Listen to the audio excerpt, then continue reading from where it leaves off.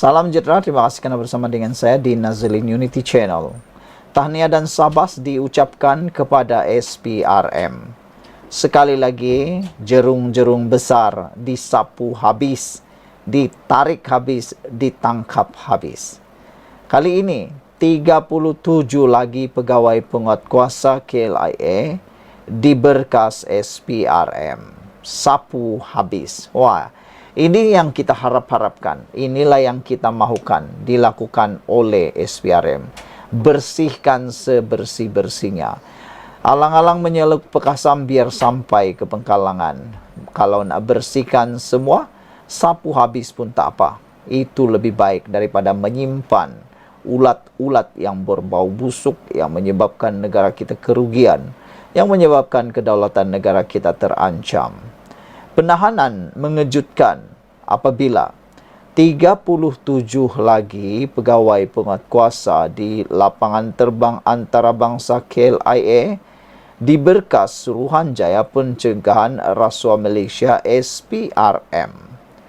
Tangkapan terbaru itu adalah hasil operasi OPAM 2.0 terhadap penguatkuasa KLIA yang disyaki bersokongkol dan menerima rasuah daripada sindiket membawa masuk warga asing melalui pintu KLIA. Suspek menggunakan modus operandi counter setting atau laluan counter khas bagi memudahkan warga asing memasuki Malaysia dengan menyamar sebagai pelancong. Ketua Pesuruhjaya SPRM Tan Sri Azam Baki berkata, kesemua suspek ditahan menerusi operasi khas dilakukan di sekitar Kuala Lumpur, Kelantan, Selangor, Negeri Sembilan, Pahang dan Johor semalam. Katanya, mereka yang ditahan ini membabitkan 27 lelaki dan 10 wanita berusia lingkungan 20 hingga 40-an yang kini disiasat mengikut Seksyen 17 dalam kurungan E Akta SPRM 2009.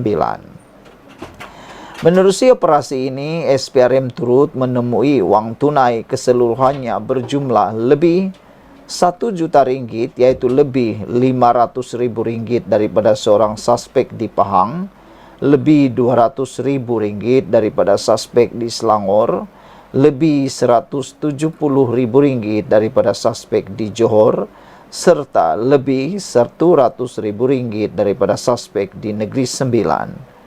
Wang tunai ini dipercayai diperoleh hasil daripada rasuah yang diterima daripada sindiket yang membawa masuk warga asing di lapangan terbang antarabangsa Kuala Lumpur Terminal 1, KLIA 1 dan Terminal 2, KLIA 2, katanya lagi. SPRM juga turut menyita barangan kemas termasuk jongkong emas dan dinar emas, pelbagai jam tangan berjenama, kereta dan motosikal selain telefon bimbit pelbagai jenama. Sementara itu, di Mahkamah Magistrat Putrajaya, Magistrat Erza Zulaika Rohaiduin membenarkan permohonan SPRM untuk menahan reman 9 pegawai penguatkuasa membabitkan 5 lelaki dan 4 wanita selama 5 hari sehingga 17 September 2024. Tindakan sama turut diambil di Mahkamah Magistrat Shah Alam, Selangor apabila Magistrat Nur Syuhada Abdullah membenarkan 8 pegawai penguatkuasa lelaki dan 3 pegawai penguatkuasa wanita direman selama 5 hari sehingga 17 September 2024. Sementara itu di Negeri Sembilan, seramai 7 pegawai penguatkuasa lelaki direman selama 7 hari sehingga 19 September 2024 selepas permohonan reman dibuat SPRM di hadapan Magistrat Syed Farid Syed Ali di Mahkamah Magistrat Seremban. Manakala di Melaka, 3 pegawai penguatkuasa lelaki dan seorang pegawai penguatkuasa wanita direman juga selama 5 hari sehingga 17 September 2024 selepas permohonan dibenarkan Magistrat Nabila Nizam di Mahkamah Magistrat. Sekian dulu untuk kali ini. Jangan lupa tinggalkan komen anda, sila tekan butang subscribe Malaysia kita punya, kita jaga sama-sama, cintai Malaysiaku. Kita jumpa lagi. Bye-bye. Salam sejahtera, terima kasih kerana bersama dengan saya di Nazilin Unity Channel. Memang PAS tak habis-habis mahu memancing UMNO untuk menjadikan UMNO jalan mereka untuk kembali ke puncak kerajaan. Ada netizen kata UMNO kena berhati-hati. Silap-silap hari bulan, PAS sekadar mahu menjadikan UMNO sebagai batu loncatan bagi mereka untuk menjadi kerajaan semula. Mungkin silap-silap sikit, kelicikan PAS hanya membawa kepada kerugian parti UMNO. Namun demikian, menurut Hadi Awang, PAS tetap berusaha untuk tarik sokongan pemimpin UMNO yang bukan Zahid. Wah, maka dengan itu, ada pengulas politik, penganalisis politik kata, memang tepat dan benarlah seperti yang dikata oleh penganalisis politik bahawa UMNO sebenarnya diselamatkan oleh Zahid Hamidi. Kalau bukan Zahid, UMNO mungkin dah lama berkubur, tak akan bangkit dan tak pernah dikenal lagi di Malaysia. Zahidlah yang bermati-matian tetap berdiri teguh bersama dengan UMNO. Meskipun UMNO kehilangan berpuluh-puluh ahli parlimen dan Dewan Undangan Negerinya, dengan sikap mereka lompat parti selepas kekalahan Barisan Nasional UMNO dalam pilihan raya lalu. Namun demikian, seperti yang dikata oleh Hadi Awang dan PAS, mereka bukan orang yang suka Zahid Hamidi. Tetapi ada penganalisis kata, selagi Zahid berkuasa, UMNO tidak akan pernah dapat disentuh dan diganggu-gugat oleh PAS. Ada juga netizen kata, mereka berharap supaya pemimpin-pemimpin UMNO cepat sedar. Jangan lagi termakan dengan rayu pujuk daripada PAS. Kerana Zahid pernah kata, cukuplah sekali dipatuk oleh ular di lubang yang sama. Jangan sampai dipatuk oleh ular yang sama dan di lubang yang sama. Namun demikian, hari ini PAS menegaskan mereka tetap meneruskan usaha untuk menarik sokongan pemimpin UMNO dalam usaha menghidupkan Mufakat Nasional MN. Presidennya Abdul Hadi Awang mengakui pihaknya masih terbuka untuk menerima UMNO. Bagaimanapun jelasnya ia melibatkan sebahagian pemimpin, sebaliknya bukan tim atau Presiden UMNO Ahmad Zahid Hamidi. Adakah Hadi Awang, Presiden PAS ini, sudah lupa bahawa undang-undang di Malaysia sekarang sudah ada undang-undang anti lompat parti. Dan yang lebih menarik lagi, sokongan melalui SD atau surat akuan bersumpah sudah tidak guna pakai lagi. Jadi bagaimana pula Hadi Awang boleh mendapatkan sokongan daripada UMNO tanpa melalui Zahid Hamidi? Itu yang benar-benar membingungkan ramai orang. Sedangkan untuk mendapatkan sokongan daripada UMNO, mestilah secara en bloc, iaitu melalui presidennya. Kalau hanya sendiri-sendiri, itu akan menyebabkan aktifnya anti lompat parti dan tentunya ahli-ahli dalam parti itu yang ikut menandatangani SD atau membelakangi Presiden UMNO akan terkena lompat parti dan terpaksa membayar bon denda penalti 100 juta ringgit. Siapalah orang gila nak bayar 100 juta ringgit tu gara-gara nak lompat saja kan?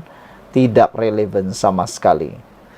Bagaimanapun, jelas Hadi lagi, ia melibatkan sebahagian pemimpin, sebaliknya bukan tim Zahid Hamidi. Ya, terbuka terima UMNO, kata Hadi. Kita nak tarik pemimpin-pemimpin Melayu Bumi Putra termasuk bukan Islam yang tak ekstrim. Katanya pada sidang media selepas merasmikan Muktamar PAS ke-70 di Kerdau Temerloh hari ini.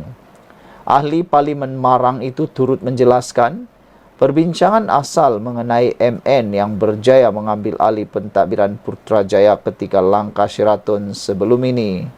Usaha itu katanya memberi kejayaan dan kesan walaupun kerajaan yang dibentuk Perikatan Nasional PN hanya bertahan selama 33 bulan. Yang asal kita bincang ialah penyatuan orang Melayu Islam dan Bumiputra melibatkan pemimpin UMNO bukan tim Zahid Hamidi. Dia tidak terlibat. Yang kita bersetuju mengumpulkan ahli-ahli Parlimen Melayu Islam Bumiputra untuk ambil alih kerajaan bersama dengan bersatu dan kita berjaya ambil alih, kata beliau. Itu dulu. Netizen kata itu dulu ketika belum ada akta anti lompat parti. Sekarang ini sudah akta lompat parti. Hadi pas nak buat apa lagi? Itu hanya buang masa. Sekian untuk kali ini. Jangan lupa tinggalkan komen anda. Sila tekan butang subscribe. Kita jumpa lagi. Bye-bye. Salam sejahtera. Terima kasih karena bersama dengan saya di Nazilin Unity Channel. Pengakuan GISB ini betul-betul menggemparkan seluruh rakyat Malaysia. Bahkan paling menggemparkan umat Islam yang ada di Malaysia. GISB mengaku ada kes liwat tapi dakwa cuma 1-2 kes. Ada netizen kata 1-2 kes ke, 1 kes ke, itu tetap kesalahan juga. Kenapa tidak dibuat laporan segera oleh pihak yang mengetahui berlakunya kes liwat ini? Takkanlah nak tunggu sampai 100 kes, sampai 1000 kes, atau sehingga berlaku parahnya. Enggak ada yang mati, meninggal dunia, baru dibuat laporan. Ada yang kata sudah kedapatan, barulah mengaku ada 1-2 kes. Janganlah sampai begitu. Sepatutnya sebelum menjadi parah, sebelum nasi menjadi bubur, lebih baik buat laporan segera. Ini tidak, kata netizen. Sudah diserbu polis, sudah ada pendedahan, sudah ada tangkapan, baru tiba-tiba buat pengakuan pula. Ini pengakuan terus GISB. Ada kes liwat, tapi dakwa cuma 1-2 kes. Global Equine Services and Businesses Berhad Holdings GISBH mengaku ada berlaku kes liwat dalam kalangan kanak-kanak yang menghuni rumah amal mereka. Namun mendakwa ia hanyalah 1-2 kes. Nampaknya perkara ini memang diketahui oleh GISBH. Pengerusi eksekutif dan ketua pegawai eksekutifnya Nasiruddin Muhammad Ali meluahkan rasa kesal. Mendakwa tiada rundingan dilakukan dengan pihaknya sebelum membawa keluar ke semua kanak-kanak itu. Apalagi rundingan yang perlu dilakukan, kata netizen. Kata Nasiruddin lagi, adalah tidak wajar apabila 1-2 kes liwat yang berlaku, tetapi dirangkumkan seolah-olah seluruh penghuni diajar meliwat. Ada penganalisis politik dan juga pengulas politik, pengulas isu semasa marah dengan hujah pengarah eksekutif dan ketua pegawai eksekutif ini, yaitu Nasiruddin. Kata mereka, 1 atau 2 kes, 1000 kes sama saja. Kesnya tetap kes liwat. Ini lagi melibatkan kanak-kanak di bawah umur, kata mereka. Mereka juga mempersoal mengapa tiada perbincangan. Beliau, Nasiruddin juga mempersoal mengapa tiada perbincangan dilakukan dengan pihak GISBH dan nasihat-nasihat yang sepatutnya disampaikan kepada mereka. Ini tangkap sekali 400 lebih anak-anak tak tahu cerita. Kemudian dituduh liwat. Memang liwat tu ada, tapi 1-2 kes. Kenapa dirangkumkan semua hasilnya? Kata beliau. Kemudian kata memperdagangkan manusia, eksploitasi anak-anak. Benda-benda ini berlaku begitu pantas, langsung tiada rundingan, peliklah, katanya dalam satu video penjelasan di laman rasmi GISBH pagi ini.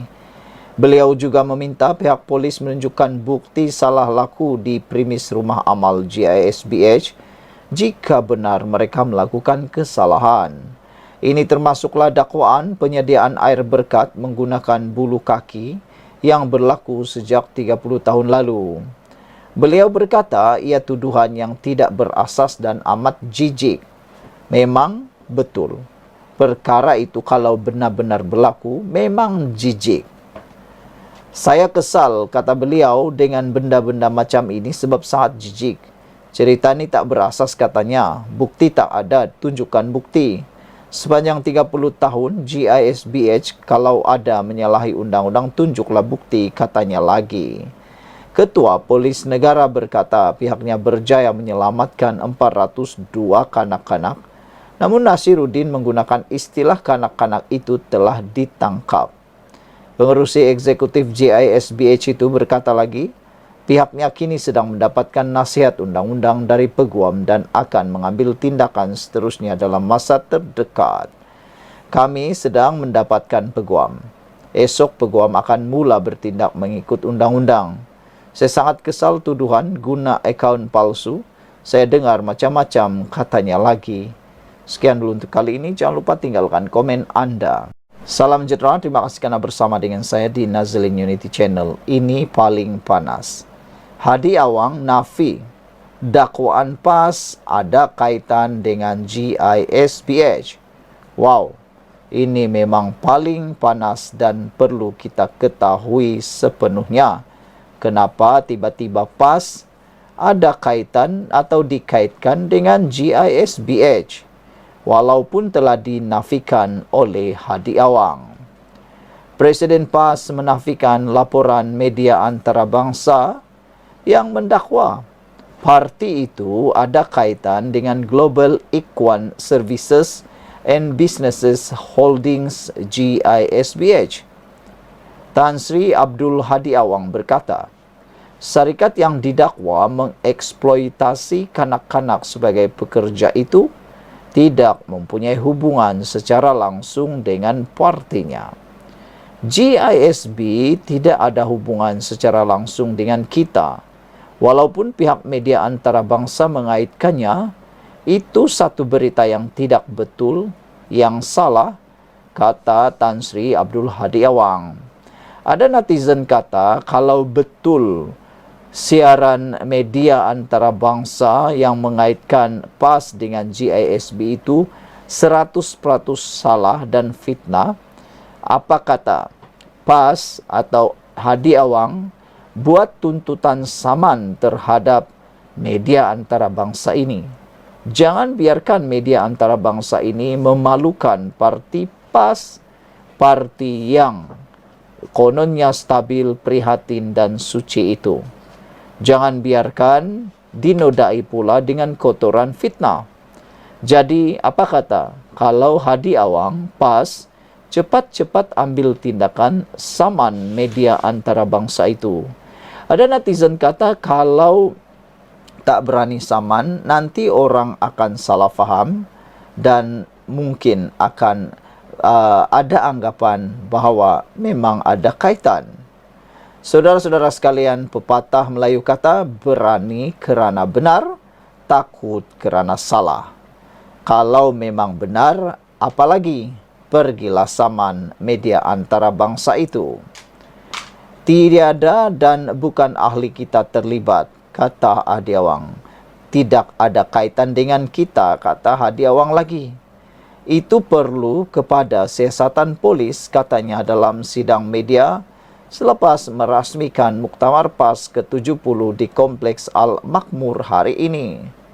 Ahli Parlimen Marang memberitahu PAS akan sentiasa mengawal institusi mereka agar kejadian serupa tidak berlaku.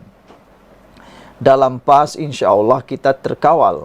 Kita ada lajnah, jawatan kuasa untuk mengawal.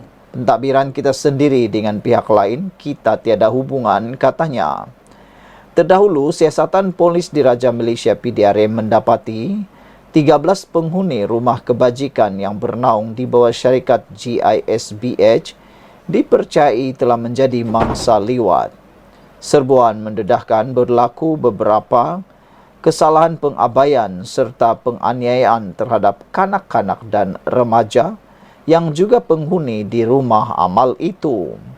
Sementara itu, pagi ini GISBH mengaku ada berlaku kes liwat dalam kalangan kanak-kanak yang menghuni rumah amal mereka.